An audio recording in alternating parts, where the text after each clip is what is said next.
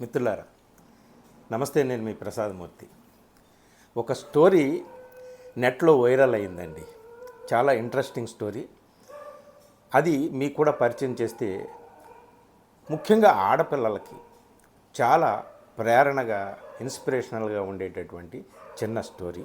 అలాగే కేవలం ఆడపిల్లలకే కాదు, దేశానికి కూడా ఒక మంచి మెసేజ్ ఇచ్చేటటువంటి స్టోరీ. ముందుగా ఇగో ఈ ఫోటో చూడండి. ఈ ఫోటో చూశారు కదా, పైన ఇద్దరు మహిళలు, కింద ఇద్దరు మహిళలు. ఎవరు వీళ్ళు?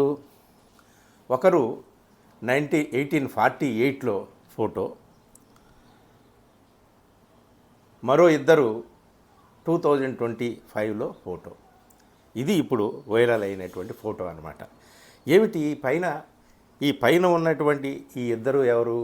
పైన ఉన్నటువంటి ఆ ఇద్దరు, ఒకరు సావిత్రిబాయి పూలే, మరొకరు ఫాతిమా షేక్. సరే, కింద ఉన్నటువంటి వాళ్ళిద్దరూ మనకు ఎలాగూ తెలుసు.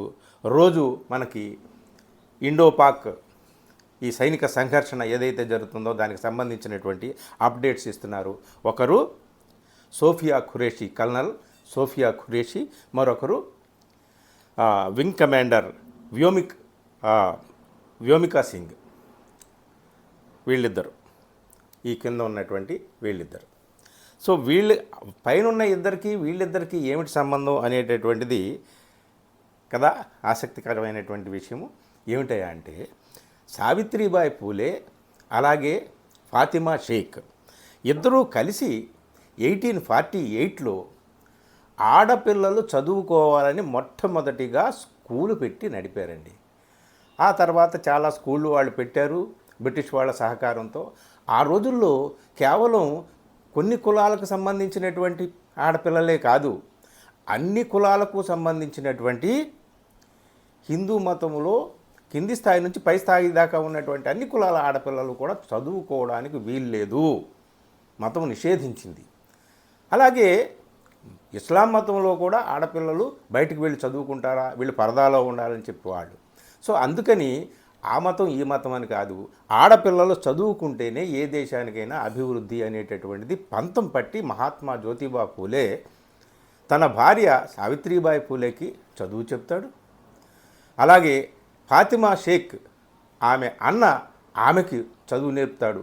వీళ్ళిద్దరినీ కలిపి బ్రిటిష్ వాళ్ళ ఆధ్వర్యంలో ఉన్న ఒక ట్రైనింగ్ కాలేజీకి పంపించి టీచర్ ట్రైనింగ్ చేయిస్తారు.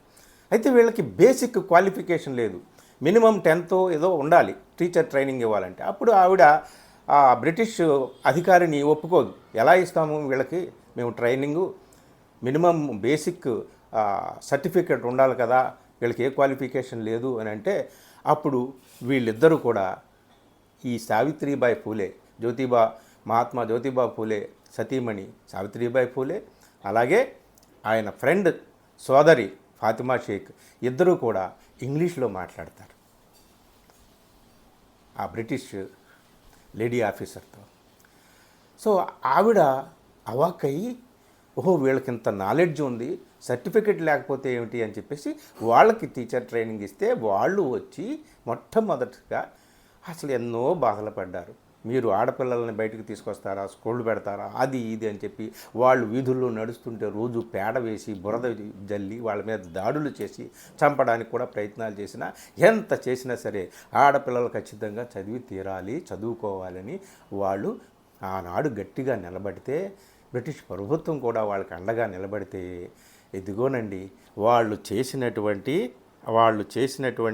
ఆ కృషి ఫలితంగా ఇప్పుడు ఈ ఇద్దరు భారతీయ యువతులు అగ్రస్థానంలో, సైన్యంలో అగ్రపీఠాన వాళ్ళు ఉన్నారు, విజేతలుగా నిలిచారు. ఒకరు ఎవరు? అక్కడ సావిత్రిబాయి పూలే ఏ మతం నుంచి వచ్చిందో తెలుసు, ఫాతిమా షేక్ ఏ మతం నుంచి వచ్చిందో తెలుసు.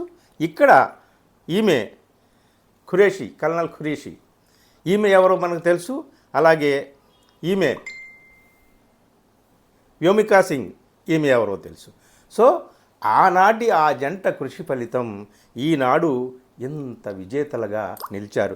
అసలు మొన్నటి దాకా ఆర్మీలో, నేవీలో, ఎయిర్ ఫోర్స్లో స్త్రీలకు ప్రవేశమే లేదు. ఎప్పుడు స్టార్ట్ అయిందో చిన్న విషయం చెప్తాను స్పీడ్గా.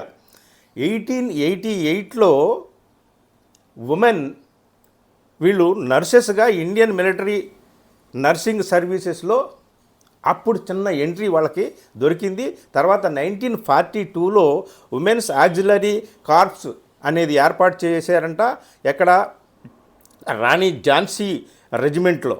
అలాగే 1958లో ఆర్మీ మెడికల్ కార్ప్స్ వాళ్ళకి ఉమెన్ రెగ్యులర్ కమిషన్స్ని గ్రాంట్ చేయడము, అలాగే క్రమక్రమంగా కమిషన్స్ ఏర్పడుతూ 2008కి వచ్చేటప్పటికి పర్మనెంట్ కమిషన్ ఏర్పడింది వాళ్ళకి, ఉమెన్ సర్వీసెస్కి ఆర్మీలో.